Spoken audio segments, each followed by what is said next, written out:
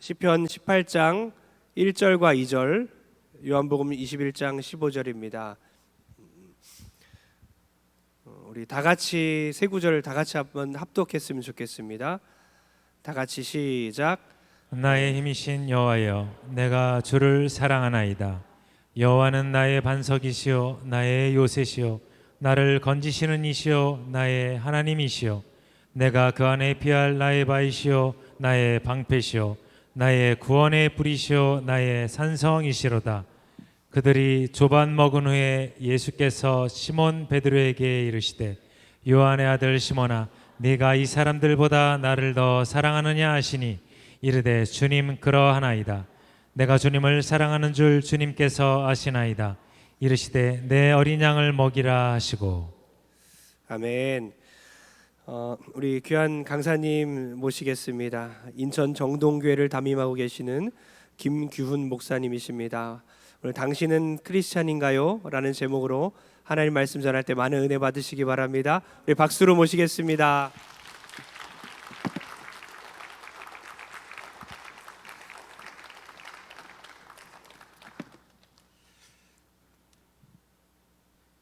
할렐루야. 네, 반갑습니다. 담임 목사님께서 더우면 위에 옷을 벗고 와라고 하셨는데 제가 벗으면 저의 연약함과 부족함이 드러납니다. 이해하실 분들이 어느 정도 계실지 모르겠지만 제가 102kg예요.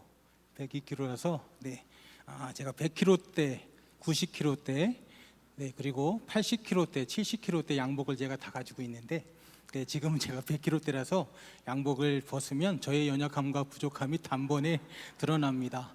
우리의 부족함과 연약함에도 불구하고 우리를 사랑하시고 우리를 예배자로 부르신 그 하나님을 이 시간 마음을 다하여서, 힘을 다하여서, 정성을 다하여서 예배하는 귀한 시간 되시기를 바랍니다. 우리 학생들도 많이 온 것 같아요. 제가 작은 선물을 하나 준비했습니다. 우리 초등학교 때 학생부터 고등학교까지 학생들 있나요? 손 한번 살짝 한번 들어보실까요?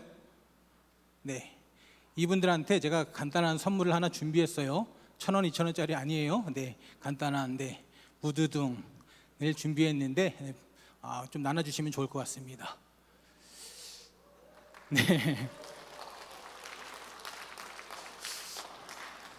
뭐 작지만 그리고 초등학생 중에서 가장 어린 친구, 초등학생 중에서 가장 어린 친구 손 들어보세요. 누구예요? 저 앞에 있는 친구에는 제일 큰 거 다 주세요. 그리고 고등학생 중에서 가장 나이가 있는 친구, 그 친구에도 가장 큰 걸 주시면 좋을 것 같습니다. 다 하나 주셨죠? 제가 여러분들 언제 봤다고 이런 선물을 주겠습니까? 여러분들 담임 목사님이 다음 세대에 관심이 많으시고 사랑이 많으셔서 제가 가져올 수 있는 것을 가져와 봤습니다. 주께서 사랑하시는 우리 학생, 주께서 사랑하시는 우리 장년, 주께서 사랑하시는 동선의 모든 권속 여러분, 하나님의 사랑으로, 주가 주시는 능력으로 이 세상을 살아가시기를 바랍니다. 이 시간 우리 찬양 하나 할게요. 하나님이시여 라고 하는 찬양 할 텐데요, 우리 같이 우리 찬양단 찬양해 주시면 감사하겠습니다. 찬양하면서 예배를 들을 만한, 말씀을 받을 만한 그런 귀한 되길 바랍니다. 하나님이시여 주 나의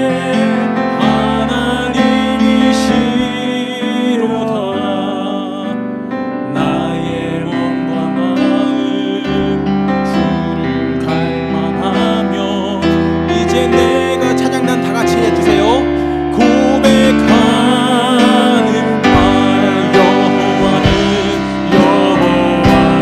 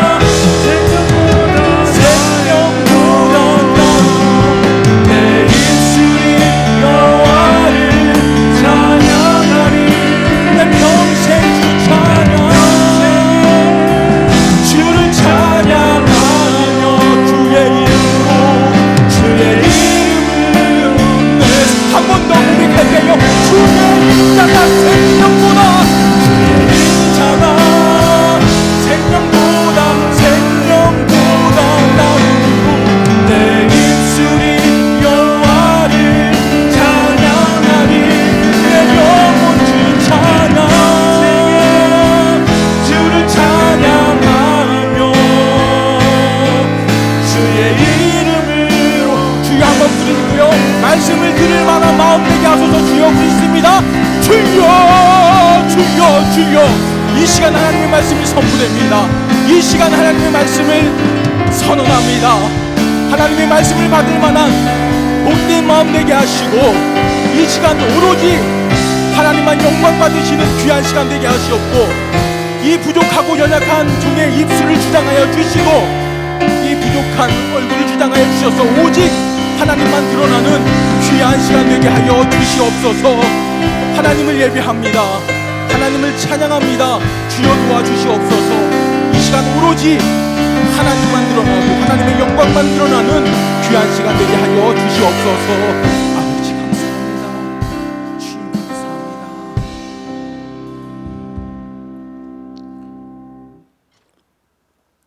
네, 다시 한번 인사드립니다. 반갑습니다. 네, 반갑습니다. 네, 저는 인천 서구청 근처에 있는 정동교회를 담임하고 있는 김규훈 목사입니다. 제가 다른 교회 갈 때 항상 이런 말을 합니다. 여러분들이 인정할지 인정하지 않으실지 모르겠지만 저는 차세대 주자입니다. 네. 분위기가 이러면 서로 불신이 싹트고 이상해지는 겁니다. 네, 제가 뭐 그렇게 훌륭한 사람은 아니에요. 네, 그런데 제가 하나님 앞에 귀히 쓰임 받기를 원하고, 그리고 선배 목사님들처럼 그 목회에 달려갈 길을 끝까지 달려가기를 제가 소망하고 기도를 하고 있습니다. 그런데 제가요, 사람들을 함부로라고 하는 단어가 조금 적절치 않을지 모르겠지만 함부로 그렇게 교제를 많이 하지 않습니다. 제가 원래 어렸을 때부터 운동을 한 사람이라 참 사람들하고 교제하고 운동하고 놀고 하는 것을 좋아합니다. 그런데 대학원을 가고 신학대학원을 가고 또 이제 목사 안수를 받고 그러다 보니까 인간관계도 조금 제한적이게 되고, 그리고 사람을 그렇게 곁에 두는 것이 꼭 쉽지만은 않더라고요. 무슨 말씀을 드리는 거냐? 제가 여러분들 담임 목사님 박지훈 목사님을 잘 알지는 못합니다. 학생 때 이렇게 서로 알고 친하게 지내진 않았습니다. 그런데 이렇게 목사님의 이렇게 오라고 하는 부르심에 순종할 수 있었던 것은 여러분들의 목사님이 인품도 좋으시고 잘생기시고, 그리고 설교도 잘 하시고 은혜로우시기 때문에 제가 순종하는 마음으로 이곳에 달려왔습니다. 그리고 제가 학생 때부터 존경하는 여러분들 올로 목사님, 올로 목사님이 개척하시고 사역하셨던 이 교회에 와서 더욱더 영광스럽게 그렇게 생각을 하고 있습니다. 제가요, 이 얼굴에 제가 말 안 하면 잘 모르는데 안면마비가 왔었어요. 그래서 아직까지도 이렇게 할 때 이쪽 눈이 좀 감기지 않고 말을 할 때 0.1초, 0.2초가 잠깐 끊길 때가 있습니다.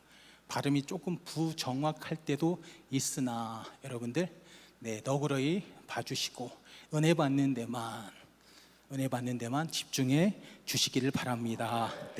이 시간 오늘의 말씀의 제목 한번 다 같이 읽어볼까요? 시작. 다시요. 시작. 당신은 크리스찬인가요? 여러분들 말씀을 대할 때, 말씀을 받을 때 당신은 누구입니까? 당신은 누구입니까? 당신은 크리스찬인가요? 라고 했을 때 여러분들이 받아들일 땐 나는 크리스찬인가? 나는 진실한 그리스도인인가? 라고 그렇게 받아들이시면 됩니다. 자, 오늘 말씀 시편 18장 1절과 2절 다시 한 번만 읽어보도록 할게요. 시작. 나의 힘이신 여호와여, 내가 주를 사랑하나이다. 여호와는 나의 반석이시요 나의 요새시요 나를 건지시는 이시요 나의 하나님이시요 내가 그 안에 피할 나의 바위시요 나의 방패시요 나의 구원의 뿌리시요 나의 산성이시로다. 아멘. 18장 1절 2절 보면 여호와 하나님이 누구이신가, 특별히 다윗에게 누구이신가를 말씀을 하고 있습니다. 반석, 요새, 건지시느니 하나님, 피할 바위, 방패, 구원의 뿔, 산성이라 말씀하고 있습니다. 자, 그러면 여기서 가장 중요한 단어가 무엇일까요? 가장 중요한 단어가 무엇이겠습니까? 가장 중요한 단어는 힌트를 드리면 가장 반복되고 강조하고 있는 단어입니다. 그렇다고 하면 무엇일까요? 무엇일까요? 네, 바로 제가 오늘 말씀드리려고 하는 관점은 나예입니다. 나예. 가장 많이 나오는 단어가 바로 나예입니다. 순서는 잊어버려도 괜찮습니다. 반석, 요새, 건지시느니, 하나님, 피할 바위, 방패, 구원의 뿔, 산성. 이 순서는 잊어버려도 되지만 여러분들 잊지 말아야 할 단어가 있으니 바로 나예라고 하는 단어입니다. 즉 하나님이 반석이시고 요새이시고 산성이시며 피할 바위이신데, 다른 것이 중요한 것이 아니라 그 하나님과 나와의 관계가 중요한 것 아니겠습니까? 네, 나예라고 하는 단어에 집중하시기를 바랍니다. 다윗의 이러한 고백, 다윗이 어떻게 이렇게 고백을 할 수 있었겠습니까? 다윗이 얼마나 가까운 관계로 하나님과 교제하였는지를, 밀접하게 하나님과 교제하였는지를 알게 해주는 그러한 말씀입니다. 사랑하는 동선의 성도 여러분, 여러분들도 능력이 많으신 하나님, 반석이신 하나님, 요새이신 하나님, 피할 바위이신 하나님, 그 하나님이 저들의 하나님이 아니라 나의 하나님으로 고백하고 믿으시기를 바랍니다. 그 하나님이 다른 이의 삶이 아니라 여러분들의 삶에 직접 개입하여 주셔서 다윗처럼 여러분들과 함께해 주실 것입니다. 배경을 한번 알아볼까요? 18장 맨 앞에 보면 나오는 앞을 1절 앞에 있는 그 내용을 한번 다 같이 읽어볼게요. 시작. 여호와의 종 다윗의 시, 인도자를 따라 부르는 노래. 여호와께서 다윗을 그 모든 원수들의 손에서와 사울의 손에서 건져주신 날에 다윗이 이 노래의 말로 여호와께 아뢰어 이르되 아멘. 네, 여호와께서 다윗을 그 모든 원수의 손에서와 사울의 손에서 건져주실 때, 조금 이해하기 쉽게 말하면 골리앗으로부터 밧세바 사건 그때까지 정도로 이해를 하시면 더 좋을 것 같습니다. 다윗이 이스라엘의 전쟁 영웅으로 등극하던 때가 언제입니까? 이 전쟁의 그 역사로, 전쟁의 무대로 팍 하고 나서던 때가 언제입니까? 바로 우리가 잘 알고 있는 골리앗을 무찔렀던 바로 그때입니다. 반석 그리고 요새, 나의 힘이라 그 다윗이 고백을 하고 있습니다. 반석은 무엇인가 생각을 해봤어요. 반석은요, 항상 그 자리에 있는 거잖아요. 그렇죠? 반석은 항상 그 자리에 있습니다. 요새, 이 요새는 성을 이야기하는 거잖아요. 성도 같은 의미입니다. 항상 그 자리에 있는 겁니다. 자, 등산 좋아하세요? 등산을 좋아하는 분이 북한산, 북한산 입구를 내비로 딱 찍고 갑니다. 혹은 전철로 북한산을 갑니다. 그런데 그것을 가면서 저 북한산, 저 큰 산이 다른 데로 갔으면 어떡하지? 큰일 났네. 만일 북한산이 없으면 어떡해? 나 북한산 왔는데 저 북한산이 그곳에 없으면 어떡해? 라고 생각하면서 마음을 졸이는 분은 아마 한 분도 계시지 않을 겁니다. 북한산은 없어지지 않습니다. 북한산은 그 자리에 있습니다.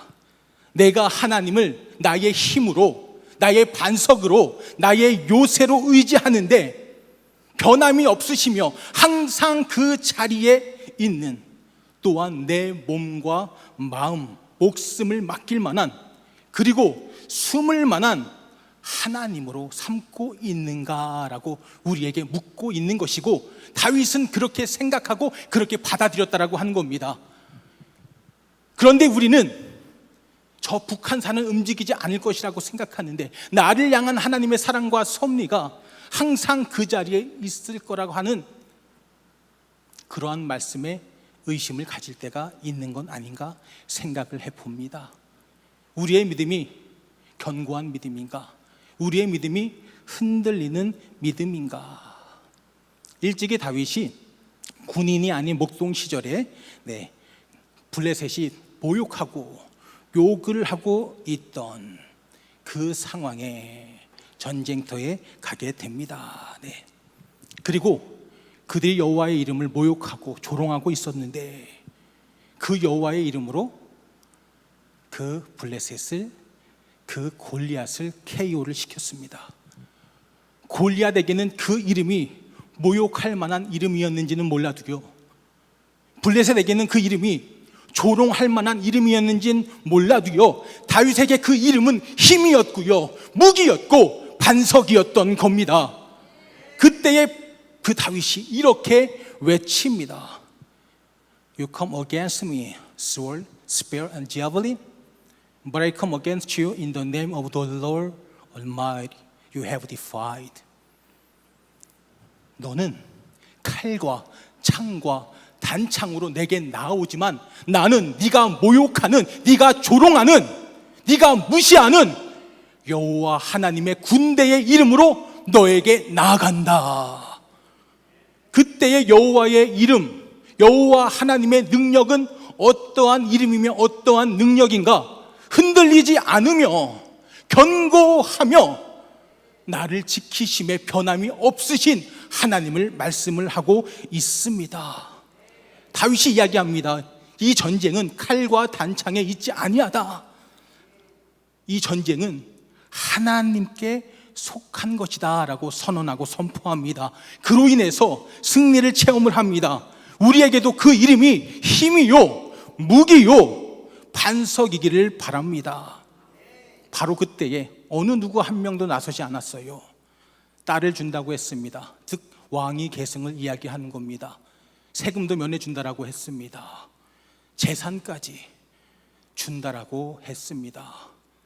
일약 로또 정도가 아니라 로또 100만 번은 맞아야 될 만한 수준입니다. 그런데도 어느 누구 한 명 나서지 못했습니다. 왜냐하면 이미 기울어진 상황이었어요. 이길 수 없는 상황이었습니다. 무기조차 없었습니다. 바로 그때 어느 누구도 나서지 못하며 어느 누구도 대항하지 못하고 있었을 때에 다윗의 위협적이지 않은 무기를 통해서, 다윗의 위협적이지 않은 무기를 사용하셔서 다윗의 입술의 선언과 간구를 현실이 되게 하셨습니다. 이것이 바로 하나님의 은혜이고 하나님의 능력이며 하나님의 도우심과 하나님의 섭리를 믿는 자에게 주시는 하나님의 축복입니다. 믿는 것이 현실이 되게 하셨습니다. 동선교회에 속한 모든 성도 여러분, 이러한 하나님을 의지하시기를 바랍니다. 다윗을 보면요, 그렇게 인생이 호락호락하지 않았습니다. 항상 장밋빛 인생, 장밋빛만 펼쳐지지 않았습니다. 사랑하는 사람들의 배신을 당합니다. 자기를 도와줄 거라고 생각했는데 도움은커녕 자기를 더욱더 힘들게 합니다. 여러분도 여러분의 삶의 현장에서 어렵고 힘들 때가 있을 겁니다. 항상 기쁘지만은 않으실 거예요. 심지어 예배의 자리로 나오는 이 자리에도 항상 기쁘고 항상 룰루랄라 하지만은 않을 겁니다. 저도 마찬가지이니까요.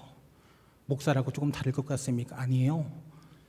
목회자는요, 특별히 담임 목사는 더더욱 이러한 저러한 힘듦의 직면에 있습니다. 기도하는데, 각자의 시험의 자리에서 기도하는데 상황은 나아지지 않을 때가 있습니다. 또한 다윗의 모습처럼 환난 당하고 어려움 당한 자를 도와줘야 했는데 오히려 그렇게 해야 하는 자가 다윗을 죽이려 하고 다윗을 힘들게 하고 다윗을 끝까지 쫓아갑니다. 슬럼프에 빠졌어요. 이 슬럼프에 빠진 다윗을 꺼내주지는 못할 망정 더욱더 밀어냅니다. 우리도 이럴 때가 있습니다. 이러한 힘듦을 그리고 어려움을, 때로는 질병을 경험할 때가 있습니다. 바로 그때 나를 힘들게 하고 나를 넘어지게 하고 나를 밀어넣는 그들이 나의 힘이 아니요, 저들이 나의 위로가 아니요, 나의 능력이 아님을 선언하시기를 바랍니다. 여호와가 오직 나의 반석이시요 힘이시요 요새이시요 피할 바위시요 나의 하나님이라 고백하며 위기를 넘어가는 정동의 동선에 우리 여러분들 꼭 되시기를 바랍니다. 여러분들 하나님 사랑하십니까? 얼만큼 사랑하십니까? 하나님을 사랑한다고 고백하시죠? 하나님이 나의 구주라고 고백하시죠? 하나님이 나의 반석이시라고 고백하시잖아요. 그런 성도는 어떠한 삶을 살아야 하는가? 신경 써야 할 태도가 있습니다. 바로 하나님 앞에 나아갈 때의 마음가짐입니다. 우리의 마음과 형편이요, 항상 하나님께 복 받을 만한 모습으로 항상 있지는 않습니다. 때로는 나의 연약함으로, 때로는 나의 부족함으로, 때로는 삶의 어두움으로 터널같이 계속되는, 또한 파도처럼 계속 찾아오는 삶의 힘듦과 괴로움으로 항상 나의 마음이 복을 받을 만한, 은혜를 받을 만한 상황의 모습에 처해 있지 않을 때가 있습니다. 그러기에 성경은 말씀합니다. 무릇 지킬 만한 것 중에 무엇을 지키라? 맞아요. 내 마음을 지키라. 지금 성경은 모든 지킬 만한 것 중에 내 마음을 지키라. 왜요? 생명의 근원이 이에서 남이기 때문이라. 하나님을 믿으며 신앙생활하고 믿음생활하는 여러분들, 모든 지킬 만한 것 중에, 무릇 지킬 만한 것 중에 마음을 꼭 지키시기를 바랍니다. 지금 현재 여러분들 어떠한 모습으로 하나님 앞에 서 있습니까? 특별히 예배하는 여러분들, 하나님을 예배하기 위해 지음받은 여러분과 저, 혹 그 예배하는 시간에, 하나님을 바라보는 시간에 폼 잡고 있는 분들은 안 계시겠지요. 예배자의 모습이 아니라 구경꾼의 모습으로 계신 분은 안 계시겠지요. 우리는 코람데오 하나님 앞에 서 있는 존재입니다. 겸손하게 마음을 지켜서 그분 앞에 서야 합니다. 때로는 나의 마음이 힘들어서, 나의 자녀의 문제로, 재정의 문제로, 물질의 문제로, 삶의 문제로, 질병의 문제로 하나님 앞에 겸손히, 그리고 하나님을 온전히 바라보는 그러한 상태로 서 있지 못할 때가 있습니다.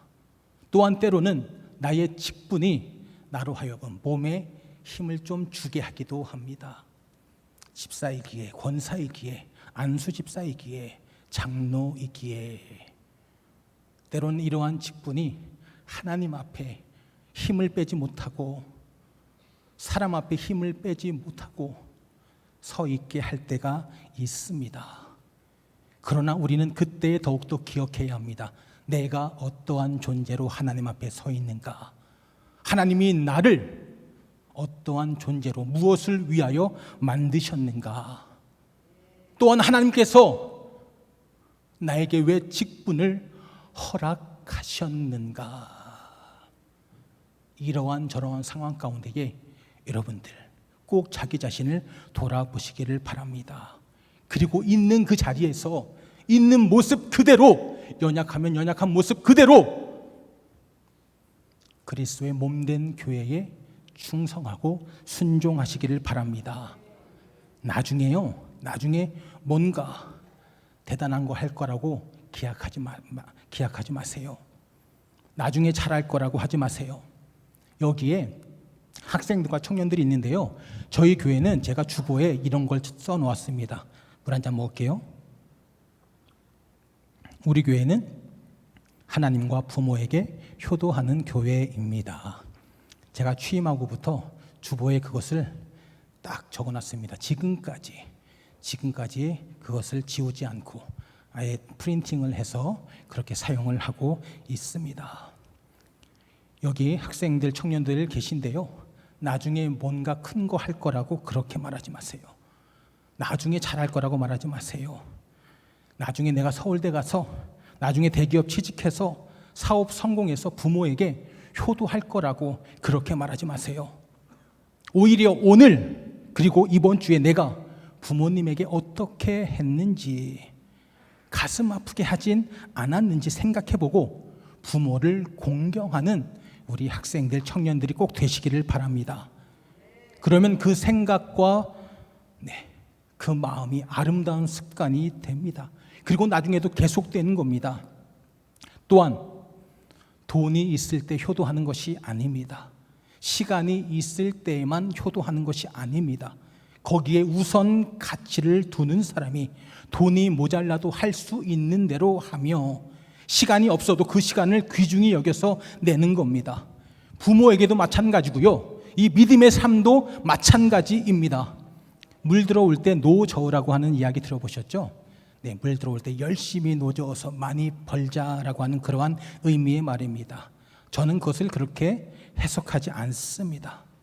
물 들어올 때 노를 저어야 하는 것이 아니고 노를 계속 젓고 있는 사람이 모래에서도 노를 젓고요, 진흙에서도 노를 젓고 계속 노를 젓는 사람이 하나님이 주시는 기회에도 노를 계속 저음으로 그 은혜를, 그 복을 자기 것으로 취할 수 있는 겁니다. 내가 성공해서 멋지게 신앙생활을 할 거라고 하는 사람이 있습니다. 내가 또한 돈을 많이 벌면 10의 1조가 아니라 10의 2조, 3조 할 거라고 말하는 사람이 있습니다. 그리고 대출금만 다 갚으면, 나의 자녀만 다 성장하면 내가 신앙생활, 내가 믿음생활, 내가 헌금생활 정말 멋지게 한다라고 하는 사람이 있습니다. 아닙니다. 특히 믿음이 세상을 이김을 알고 고백하는 여러분들, 그리스도의 피로 값주고 산 이 동선교회에 계속 꼭 노를 저으시기를 바랍니다. 있는 모습 그대로 저으시면 됩니다. 저을 만한 때예요? 아니에요. 힘이 남아 돌아서 할 수 있을 때예요? 아닙니다. 힘이 없어도 괜찮습니다. 할 수 있는 대로요. 돈이 없어도 괜찮습니다. 할 수 있는 대로요.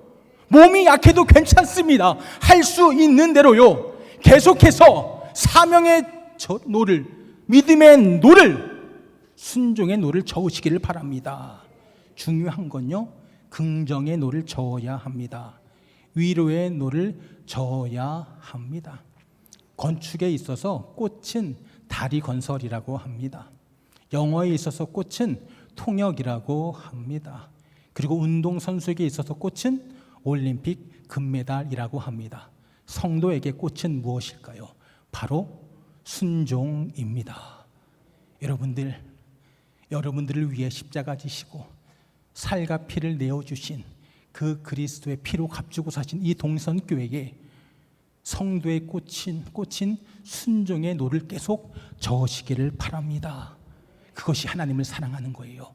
그것이 그리스도를 사랑하는 겁니다. 그렇게 충성 순종하면서 열매 있는 삶을 살아갈 때에, 즉 하나님이 열매를 주실 때에 그것을 주의 은혜로 고백할 수 있는 겁니다. 사명의 노를 저을 때, 순종의 노를 저을 때 여러분들 옆에 사람과 불화하지 마시기를 바랍니다. 옆에 있는 사람을 대적하지 말고요, 꼭 그들을 위해서 기도하시기를 바랍니다. 여러분들 장로님들에게도 대적하지 마시고요, 그분들을 사랑하며 그분들을 위해서 꼭 기도하시기를 바랍니다. 여기 훌륭하신 부목사님들 많이 계시더라고요. 저분들 대적하지 말고 저분들을 위해서 꼭 기도해 주시기를 바랍니다. 담임 목사님은 더 말할 것도 없고요. 여호수아서를 보면 여리고를 앞둔 인생들에게 하나님께서 여호수아를 통하여서 말씀을 전해 주십니다. 쉽게 말하면 너의 음성을 내지 말라, 소리를 입 밖에 내지 말라. 이것이 무엇을 말합니까? 이것이 무슨 의미입니까? 1차적으로는 원망과 불평을 이야기하는 겁니다. 또한 오늘 찬양에서도 했지만 오직 시선을 오직 하나님께 두고 하나님의 방법만 따르라고 하는 겁니다. 생각해 보세요. 여리고를 앞에 두고 있습니다. 난공불락의 성입니다. 이 성이 이중으로 되어 있습니다. 그 안에는 전차가 다닐 정도입니다. 그런데요, 그 강한 성과 견고한 성, 난공불락의 성과 더불어서 그 강한 군사들 앞에서 뭐 하는 겁니까? 그냥 걷는 겁니다. 입 밖에 다른 소리가 나오지 않았을까요? 다른 이들의 소리가 들리지 않았을까요? 그런데요, 하나님이 여호수아를 통하여서 명령하십니다. 오직 하나님의 음성에만 집중하라. 오직 하나님에게만 그 시선을 고정하라. 여호수아의 외치라는 음성에만 반응하라. 적용을 해볼까요? 우리는 어떠한 소리에 반응합니까? 우리는 어떠한 모습에 반응합니까? 여러분들, 다른 소리가 아니라, 다른 모습이 아니라 여러분들 주의 몸된 이 강단에서 흘러나오는 말씀을 통해서 그 말씀에만 반응하시기를 바랍니다. 그것이 바로 여리고가 지하까지 무너지는 방법이요 길이요, 이것이 바로 홍해가 열려지는 길이며 여리고를 맨땅같이 걸어가는 방법임을 꼭 믿으시기를 바랍니다. 제가 작년에 저희 교회가 임직을 했었어요. 임직을 할 때 제가 교육을 한 내용들이 있습니다. 장로님 1분, 그리고 안수 집사님 9분, 그리고 권사님 한 30명 가까이 이렇게 해서 38명, 그리고 다른 임직 은퇴자까지 해서 한 40명 정도 이제 임직을 했습니다. 그때 제가 교육을 하면서 강조한 내용이 있습니다. 오늘의 말씀과 비슷합니다. 이해하기 쉽게 딱 꽂히게 제가 말씀을 드릴게요. 선을 넘지 마세요.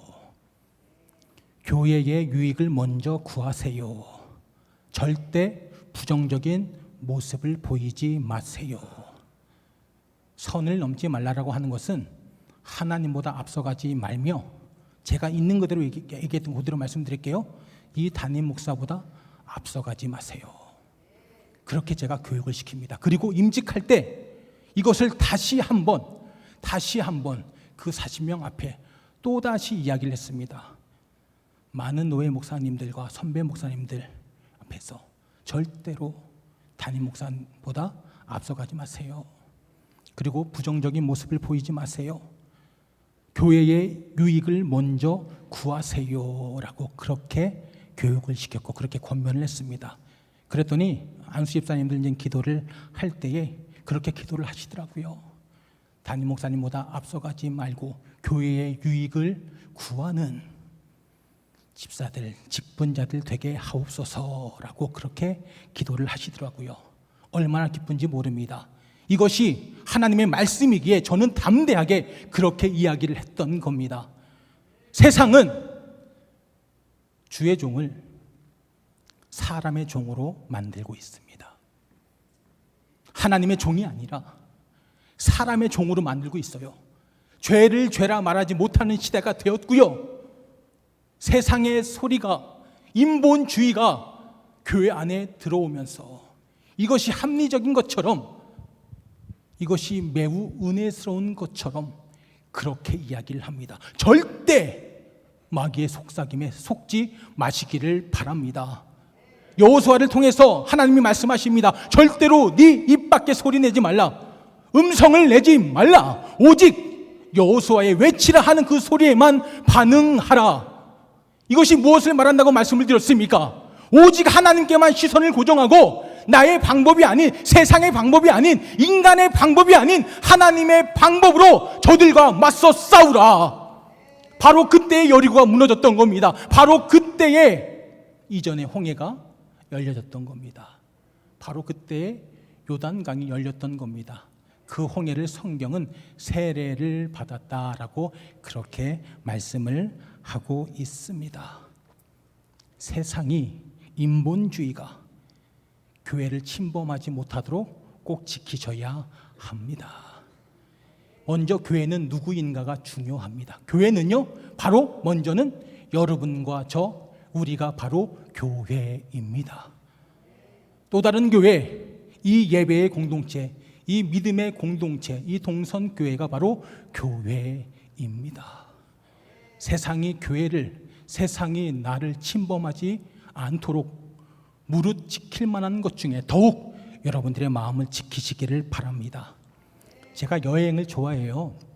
여행을 좋아해서 이곳 저곳 여행을 조금 다녔습니다. 그런 가운데 한 동굴 탐험을 했어요. 몇 년 전에 태국의 이제 어린 축구 선수들이 동굴에 이제 갇혀가지고 구조되었던 혹시 그 뉴스를 기억하시나요? 저는 사가다라고 하는 동굴에 이제 동굴 탐험을 한 적이 있습니다. 지금 같은 몸이면 할 수는 없고요. 지금보다 한 20km 정도 빠져야 할 수가 있어요. 왜냐하면 줄도 타고 그 사이도 막 지나가고 이제 해야 되는데요. 거기서 약 한 10년 전이었던 것 같습니다. 10년 전에 그 동굴 탐험을 하는데 동굴이 어느 정도의 어두움인가라고 말씀을 드리면 눈을 감았다 폈을 때 눈을 떴을 때 눈을 감은 것보다 눈을 뜬 것이 더 어둡습니다. 이것이 이제 동굴이에요. 그래서 거기에는 이제 가이드가 같이 가요. 그 전에는 안 간 적도 있었었는데 미국 사람하고 영국 사람이 그곳에서 이제 그 안에서 비가 좀 오고 그러면 급류에 휩싸여서 죽었던 적이 있어서 이제는 가이드들이 같이 가고 몇 시간 후에 또 다른 팀, 또 다른 가이드가 이제 갑니다. 근데 그때 뭐를 가져가냐면 램프를 가져갑니다. 이 램프. 그때 제가 이러한 생각을 했습니다. 내가 예수님을 저 램프만큼 사랑하고 따르고 소중하게 생각하고 있는가?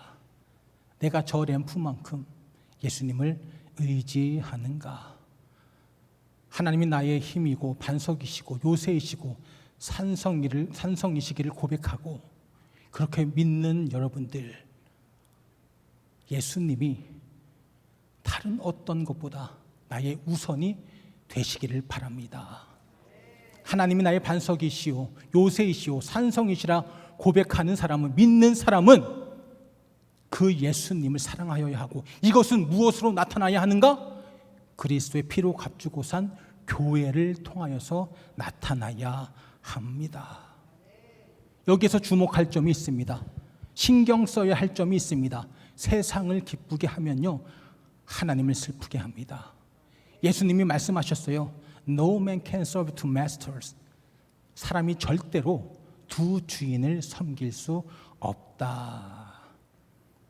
제가 이 동굴 탐험할 때 저 램프보다 예수님을 더 의지하는가라고 그렇게 생각을 했었다라고 말씀을 드렸습니다. 교회를 사랑해야 합니다. 교회를 아껴야 합니다. 교회의 불을 꺼뜨려서는 안 됩니다. 그런데 여기서 중요한 것은 하나님이 기뻐하시는 방법으로, 말씀으로 그렇게 해야 합니다. 내 방법이 아닙니다. 여러분들 신앙생활 1년 하신 거 아니죠? 3, 4년 하신 거 아니죠? 10년, 20년, 30년, 40년, 어떤 분들은 70년 이상 하신 분들도 여기에 계실 겁니다. 그래서 나름대로의 루틴이 있어요. 나름대로의 해결 방식이 있습니다. 각자의 방법이 있을 겁니다. 그걸 때로는 내려놔야 합니다. 신앙생활을 할 때 두 가지 가장 어려운 것이 있습니다. 하나는 내려놓음, 하나는 기다림입니다. 그러나 때로는 나의 방법을 내려놔야 합니다. 내 방식의 말씀을 입혀서도 안 되고요. 철저히 말씀으로, 철저히 그분의 말씀으로 그렇게 대해야 하고 살아가야 합니다. 세상 방법도 아니고요, 합리적인 생각도 아닙니다. 내가 생각할 때에, 내가 바라볼 때에 이거 아닙니다. 교회를 사랑하는 자는, 예수님을 사랑하는 자는 가장 중요한 것이 하나 있습니다. 예수 그리스도의 직분이 있습니다. 송축하리라 화목해 하신 주, 나의 모든 죄 깨끗게 하셨네. 아멘. 뭐라고요? 예수 그리스도의 직분, 화목해 하신 주, 하나님과 나 사이를 화목하게 하셨습니다. 그가 하나님과 나 사이를 화목하게 하셨듯이 우리는 우리의 자신을 점검할 때 내가 예수님을 사랑하는가, 이것은 교회를 사랑하는가로 대변되는 질문인데요, 내가 정말 교회를 사랑하며 화목하게 하고 있는가, 유익을 추구하고 있는가, 이것을 생각하면서 자기 자신을 점검하시길 바랍니다. 다른 거 생각 안 하셔도 돼요. 쉬워요. 나는 교회에 유익을 끼치는가? 나는 교회에 화목을 끼치고 있는가? 다른 사람 볼 거 없어요. 다른 사람 모습 볼 거 없습니다. 나의 모습을, 나의 행동을 보면서 점검하시기를 바랍니다. 교회를 사랑하는 여러분, 그리스도를 사랑하는 여러분, 그리스도가 하신 그대로 교회에 화목을 끼치고 유익을 끼치며 하나님의 영광을 구하시기를 바랍니다. 합리적으로 생각하고 세상 방식으로 예수님께서 우리를 사랑하셨다라고 한다면, 그렇게 우리에게 다가오셨다라고 한다면, 우리에게 십자가의 은혜로, 십자가의 죽으심으로 다가오실 수 있었겠습니까? 그 피 흘리심이, 그 살 찢김이, 그 모욕당함이, 그 수치당함이, 그 죽으심이 우리에게 가당키나 한 겁니까? 누구 때문에 예수님이 십자가를 지셨습니까? 누구 때문에, 무엇 때문에 예수님이 못 박히셨던 겁니까? 바로 여러분과 저의 죄 때문에, 지옥으로 향하는 그 죄 때문에 예수님이 십자가에 못 박히셨을 뿐만 아니라 모욕과 지옥을 다 참으셨습니다. 그 예수님이 돌아가시고 부활을 하십니다. 자, 요한복음 21장 15절의 말씀을 보면, 요한의 아들 시몬아, 네가 이 사람들보다 나를 더 사랑하느냐라고 하는 말씀이 나옵니다. 이때 배경은 이렇죠. 예수님이 뭔가 해낼 거라고 생각을 했어요. 예수님이요, 충분히 로마, 유대, 이 세상을 평정하고 자신들과 함께 떵떵거리면서 살 거라고 생각을 했습니다. 얼마나 그 기세가 당당했는지, 로마의 군인들을 앞세워서 왔던 대제사장 비서의 귀를 칼을 꺼내서 잘라버렸습니다. 입장 바꿔 생각해 보세요. 할 수 있는 행동입니까? 아무리 남자답고 다혈질적인 베드로를 할지라도 쉽게 할 수 없는 행동입니다. 그런데 그가 그렇게 할 수 있었던 것은 그의 성품 때문에도 있었겠지만, 저 예수님과 함께라면, 저 예수님이라면 저들 다 물리칠 수 있다라고 확신했기 때문입니다. 그런데 상황은 그렇게 흘러가지 않습니다. 자신의 기대, 자신이 생각하던 그대로의 모습이 아니었습니다. 예수님이 저들 앞에서 힘없이, 아무 소리 없이 도수장에 끌려가는 그러한 짐승같이 그렇게 끌려가셨습니다. 그리고 이들은 이렇게 생각을 합니다. 베드로도 이렇게 생각을 합니다. 다음 타겟은 이제 나겠구나. 그렇게 자신만만했고 위세에 당당했었던 베드로, 무서워서 다음 타겟이 자신들이 될 거라고 하는 두려움에 문을 닫고서 그렇게 모임을 갖습니다. 예수님이 그 문을 열지 않고 통과하셨던 사건을 우리가 기억을 합니다. 그리고 베드로가 이야기를 합니다. 나는 내가 원래 있던 대로 고기나 잡으러 가겠다라고 이야기를 하고요. 그때의 친구들이, 동료들이, 즉 제자들이 함께 갑니다. 자, 상황은 고기를 잡고 있는 상황으로 바뀝니다. 그런데요, 그 연출되는 상황이, 그 이루어지는 상황이 예수님이 처음 제자를 삼으시던 장면과 거의 동일하게 연출이 됩니다. 고기를 잡는데 고기를 잡을 수 있어요? 없어요? 없습니다. 목수셨던 예수님께서 어부로서의 베테랑인 그들에게 그물을 던질 위치를 정해서 말씀을 해주십니다. 바로 그때 예수님이 뭐라고 그들을 부르시는지 아세요? 테크니아, 얘들아 라고 부르십니다. 테크니아라고 하는 것은 조금 작은 아이들을 할 때 쓰는 단어입니다. 조금 큰 초등학생 정도는 파이디온 아시죠? 파이디아라고 부릅니다. 그때 그들은 예수님을 알아차려야 했습니다. 얘들아, 아그들아 라고 부르시는 그 예수님. 그런데 그들은 예수님을 알아차리지 못했습니다. 그들의 생각에, 그들의 마음에, 그들의 중심에 예수님이 계시지 않았기 때문입니다. 예수님을 마음 중심에 모셔야 합니다. 예수님을 나의 가장 중요한 자리에 모셔야 합니다. 마찬가지입니다. 그리스도의 몸된 피로 값주고 산 이 동선교회를 여러분들 마음 견고한 자리에 두셔야 합니다. 아주 중요한 자리에 두셔야 합니다. 자, 이젠 고기를 많이 잡게 되었습니다. 그때 예수님이 수치로 고기를 구워 주십니다. 이 수치를 꼭 기억을 하시길 바랍니다. 그때 조반을 먹은 후에 그들로 하여금 구운 생선을 먹게 하신 후에 예수님이 이렇게 질문을 하십니다. 이 질문을 하기에 앞서서 제가 항상 마지막 새신자 교육할 때 이 말씀을 꼭 하거든요. 첫 번째 새신자 부장 권사님이 하고 우리 부목사님이 이제 하고 맨 마지막 때 이제 네 번째 때 저를 이제 만납니다. 담임 목사를 만나는데 그때 이 말씀을 항상 이야기를 합니다. 신대원 시절에 신학대학원 시절에 한 클래스메이트가 있었어요. 그 친구는 지금도 미군으로서 복무를 하고 있는지 모르겠는데 한 작년까지는 미군 대위 의사로서 복무를 하고 있었습니다. 그때 그 친구가 이 말씀을 가지고 와서 저희들이 있는데 다가오는 겁니다. 한국말 굉장히 잘해요. 영어가 좀 더 편할 뿐입니다. 전도사님 어떻게 이럴 수가 있어요? 라고 묻는 겁니다. 자, 여러분들 말씀을 한번 다 같이 한번 21장 15절 한번 볼게요. 21장 15절 한번 다 같이 보도록 하겠습니다. 다 같이 읽겠습니다. 그들이 조반 먹은 후에 예수께서 시몬 베드로에게 이르시되 요한의 아들 시몬아 내가 이 사람들보다 나를 더 사랑하느냐 하시니 이르되 주님 그러하나이다. 내가 주님을 사랑하는 줄 주님께서 아시나이다. 이르시되 내 어린 양을 먹이라 하시고. 아멘. 이걸 묻는 거예요. 그러면서 얘기를 하는 겁니다. 어떻게 이것이 이 사람들보다라고 말할 수가 있는가라고 이야기를 하는 겁니다. 영어 성경을 보면 당연한 거예요. Do you truly love me more than these?라고 그렇게 기록이 되어 있습니다. 여러분들 성경을 보면 대부분 다 각주가 다 되어 있습니다. 한번 보세요. 여러분들 성경에 네가 이 사람들보다라고 하는 것에 모든 거의 성경에 각주가 되어 있는데 뭐라고 되어 있는지 한번 보세요. 뭐라고 되어 있습니까? 뭐라고요?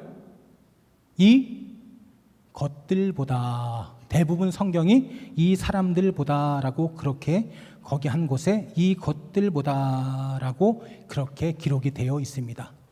미국 사람이 볼 땐 절대로 이 사람들보다라고 생각을 할 수 없는 거예요. Do you truly love me more than these? 그런데 그때에 우리와 함께 있었던 전도사님 한 분이 이렇게 이야기를 했어요. 그냥 믿는 거야. 지금 생각하면 얼마나 부끄러운 일이었는지 잘 모르겠습니다. 창피합니다. 지금 생각해도. Do you truly love me more than these? 저는 의도적인 단어라고 생각을 합니다. 이 성경 단어는 투톤이라고 하는 단어인데요.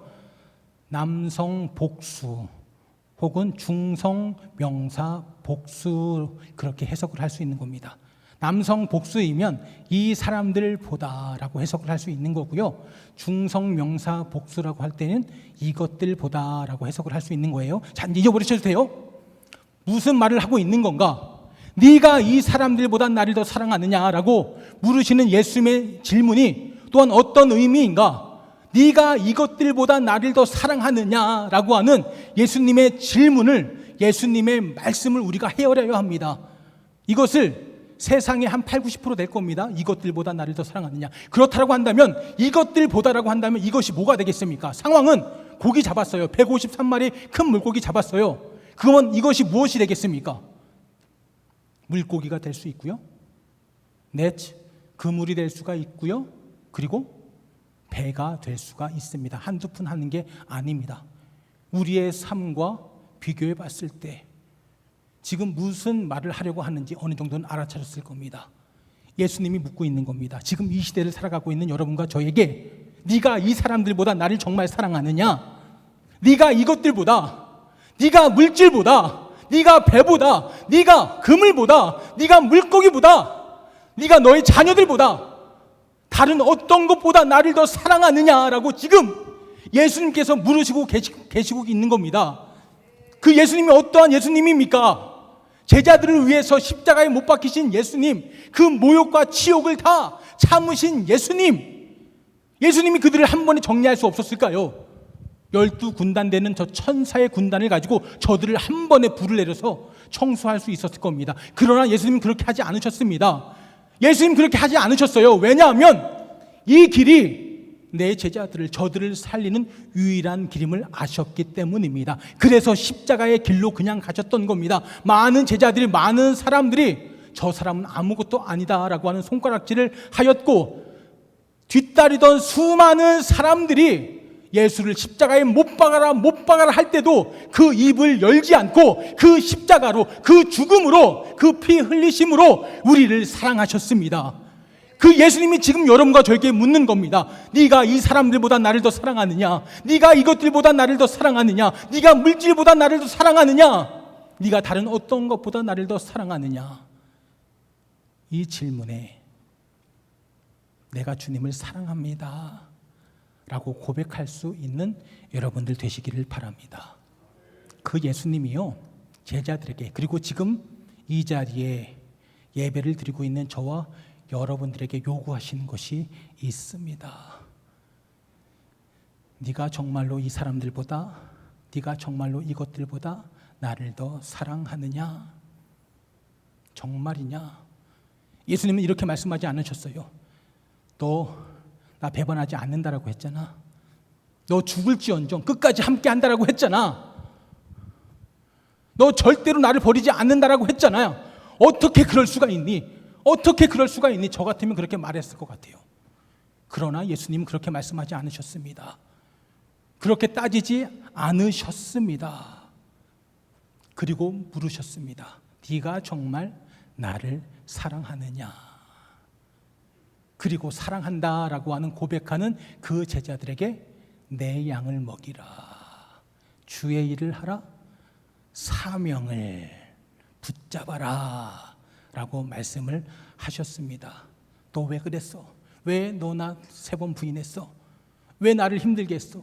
왜 죽어가는 나를 혼자 뒀어? 라고 말씀하지 않으시고 바로 그 자리에서 있는 모습 그대로 주의 사명을 감당하라, 내 양을 먹이라 라고 다시금 사명을 부여해 주셨습니다. 맞습니다. 우리는 이 시간에 우리의 마음을 열어서 그리스도의 이 요구와 그리스도의 이 말씀을 받아들여야 합니다. 예수님을 사랑한다라고 하는 것은 교회를 사랑하는 것으로 분명 나타납니다. 예수님이 진정하시고자 하는 말씀이 무엇인가? 왜 배반했어가 아니라 이제는 뒤를 돌아보지 말아라. 이제는 뒤를 돌아보지 말아라. 지금까지는 너가 실패했고 지금까지는 이렇게 저렇게 했지만 이제는 뒤돌아보지 말아라. 여러분들, 이 말씀을 듣고 있는 여러분과 저, 이제는 뒤돌아보지 않고 그리스도와 동행하시기를 바랍니다. 뒤돌아보지 말고 그리스도의 몸된 교회와 동행하시기를 바랍니다. 나로서는 할 수가 없습니다. 왜냐하면 죄성이 살아있는 우리의 본성 때문입니다. 나로서는 안 됩니다. 그러나 나를 내려놓고 그 자리에 주님을 모시면 할 수가 있습니다.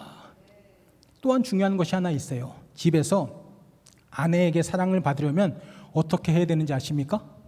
아내에게 사랑을 받으려면, 남자분들 사랑받지 못하는 분들이 좀 계신가요? 네, 저도 그렇게 이쁨 받지는 못하는 것 같은데 이러한 말을 제가 들었어요. 아내에게 사랑을 받으려면 무엇을 좋아하는가, 무엇을 하면 저 사람이 기뻐할까 라고 그거 하기보다는 저 사람이 싫어하는 행동을 하지 말아라 라고 하는 것을 들었습니다. 여러분들 있는 자리에서 할 수 있는 그대로, 연약하면 연약한 모습 그대로 그렇게 몸된 교회와 그리스도에 충성하면 됩니다. 순종하면 됩니다. 중요한 것은 그분이 원치 않으시고 그분이 싫어하는 것을 하지 않으셔야 합니다. 각자 이것을 다 구분할 수 있을 겁니다. 각자 이것을 다 구별하실 수 있을 겁니다. 자, 이제 말씀을 맺도록 하겠습니다. 시간이 꽤 많이 지나갔어요. 죄송합니다. 좀 늦게 해서요. 우리는 그리스도의 죽으심으로 인하여서 새 생명을 얻은 자들입니다. 우리는 그리스도의 피 흘리심으로, 그리스도의 모욕과 치욕 당하심으로 지옥에서 천국으로 옮겨진 자들입니다. 이제는 우리가 살아도 주를 위하여 살고, 이제는 우리가 죽어도 주를 위하여 죽어야 합니다. 내가 그리스도와 함께 십자가에 못 박혔나니, 그런즉 이제 내가 산 것 아니요 오직 내 안에 예수께서 사신 것이라. 이제 내가 육체 가운데 사는 것은